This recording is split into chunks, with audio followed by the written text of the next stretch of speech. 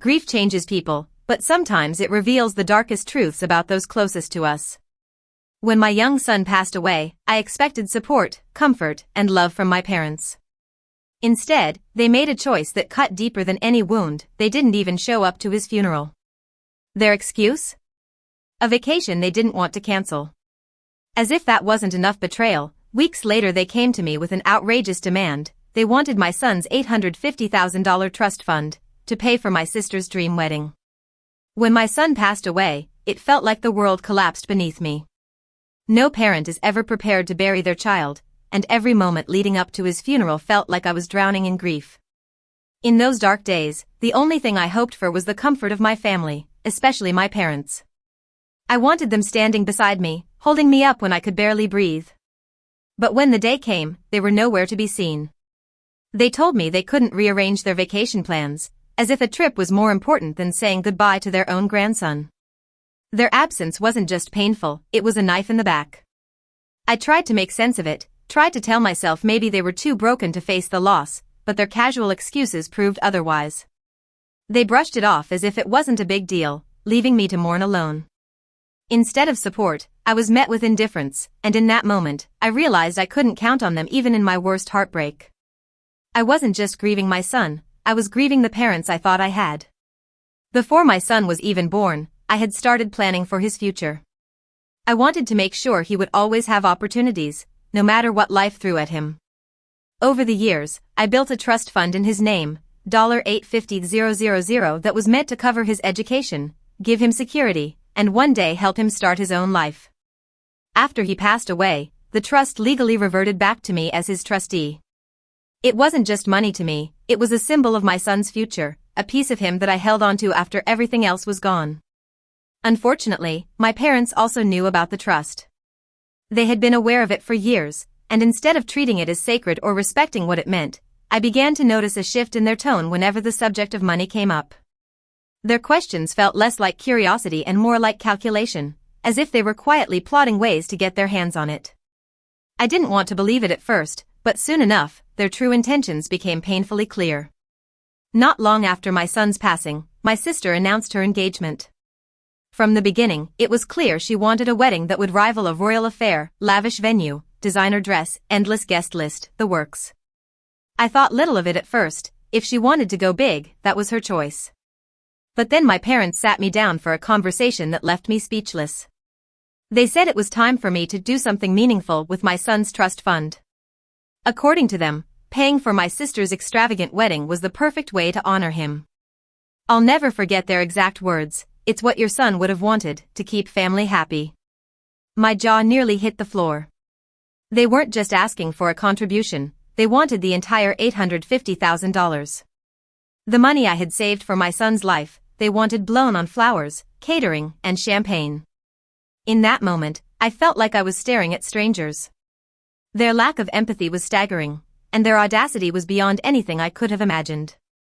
I wasn't just stunned, I was disgusted that my son's memory was being reduced to a funding opportunity for a party. I didn't even hesitate when they made their demand. I told them flat out that the money was not theirs to touch. It was my son's trust, tied to his future, and using it for a wedding was unthinkable.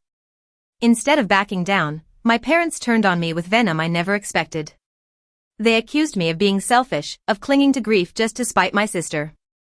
My father even called me bitter and claimed I was punishing the whole family because I couldn't move on. As if losing my child was something you just get over.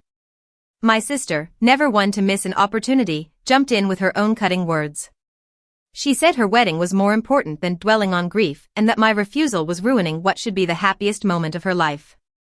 Hearing those words nearly broke me, but it also hardened me. In that instant, I saw the truth. These people weren't family anymore. They were users. I cut them off completely, no money, no emotional support, nothing. If they could discard my son's memory so easily, then I had no reason to keep them in my life. Even after I made it clear that I wasn't giving them a single cent, my parents and sister charged forward with their plans as if my refusal was just a bluff. They booked the extravagant venue, the 5-star catering, the custom floral arrangements, all on the assumption that I would eventually cave under pressure and hand over the trust money. What they didn't realize was that I was done being manipulated. Quietly, I reached out to the vendors and made it absolutely clear that I was not financially responsible for any of it. I sent emails, left messages, and ensured my name was nowhere near a single contract. The fallout was swift. When the time came to start putting down payments, my parents and sister were blindsided. Creditors began calling, bills piled up, and one by one, the vendors pulled out. The lavish wedding they had envisioned crumbled before their eyes. My sister was humiliated when word spread through the community that her fairy tale day had been cancelled because her own family couldn't pay the bills. My parents' reputation took a nosedive, and the sympathy they once expected turned into ridicule. Watching it all unfold, I felt a bittersweet satisfaction. I hadn't lifted a finger beyond setting boundaries, yet justice had delivered itself perfectly.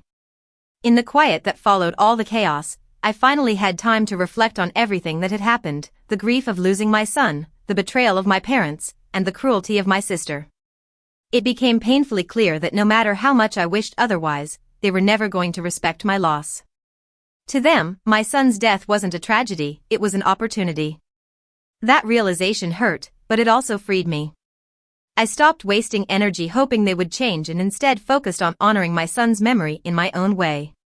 With part of the trust money, I donated to a children's charity that supported families going through the kind of pain I knew too well.